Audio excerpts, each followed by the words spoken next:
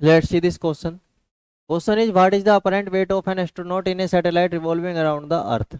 ठीक है, तो इसमें जो कॉन्सेप्ट हम यूज करेंगे वो है कि आप किसी स्टोन को, पत्थर को स्ट्रिंग में बांध के इस तरह से अगर घुमाएंगे, ठीक है, सर्कल में, ये आपने एक एम मास का स्टोन बांध लिया, ये डिस्टेंस आ रहा है, उसे आर रेडियस के सर्कल में आप घुमा रहे हैं, ठीक है, तो स्ट्रिंग में एक टेंशन क्रिएट होगा, ठीक है।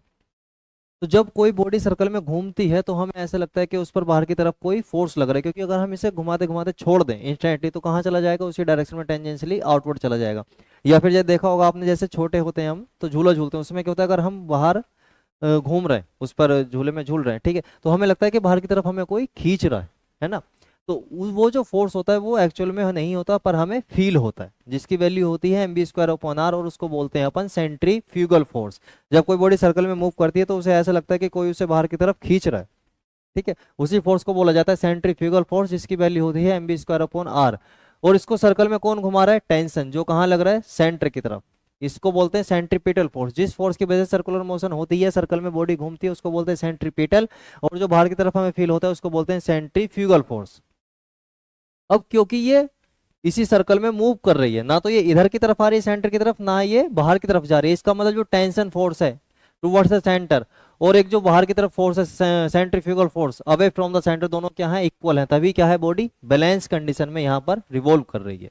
तो इस केस में टेंशन इक्वल टू क्या हो जाएगा, mv²/r। उसी तरह ये सेंटर है और यहाँ पर अर्थ है और यहाँ पर मून है, इनके बीच की डिस्टेंस है r।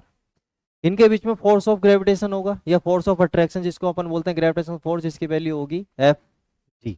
इसका मास कैपिटल एम है, उसका मास स्मॉल एम है, तो फोर्स ऑफ अट्रैक्शन या ग्रेविटेशन फोर्स यहाँ पर जाएगा G capital M into M upon R square, ठीक है। कहाँ लगेगा, टुवर्ड्स द सेंटर, क्योंकि अर्थ उसे अपनी तरफ खींचेगी।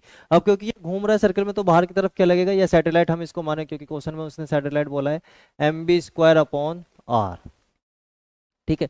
तो ये किसके इक्वल हो जाएगा, mv²/r, ठीक है। तो इधर लगने वाला फोर्स और अवे फ्रॉम द सेंटर लगने वाला फोर्स दोनों क्या है, इक्वल है, तभी ये किस में घूम रहा है, सर्कल में इजीली घूम रहा है। तो ये दोनों फोर्स इक्वल हैं, ठीक है। तो ग्रेविटेशनल फोर्स को कौन बैलेंस कर रहा है, सेंट्रीफ्यूगल फोर्स। तो अगर जो mg मेरा वेट है, जो वेट किसकी वजह से लग रहा है, अर्थ की वजह से, क्योंकि अर्थ में क्या है, हम पर ग्रेविटेशनल फोर्स लगा रही है।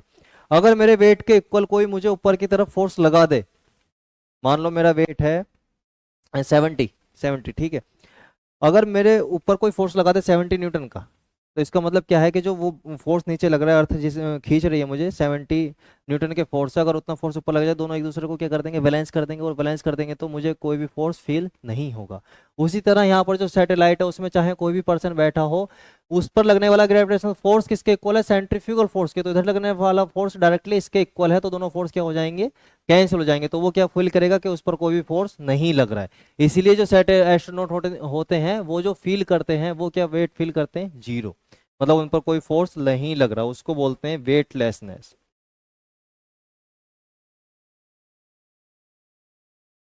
ठीक है। आप पर लगने वाला अगर ग्रेविटेशनल फोर्स mg जीरो हो जाए तो आप भी क्या फील करोगे, वेटलेसनेस। तो वही कंसेप्ट यहाँ पर है, क्योंकि ग्रेविटेशनल फोर्स को कौन बैलेंस कर देता है, सेंट्रीफ्यूगल फोर्स। इसलिए हमें सैटेलाइट में जो पर्सन होते हैं उन्हें क्या फील होती है, एस्ट्रोनॉट को वेटलेसनेस फील होती है।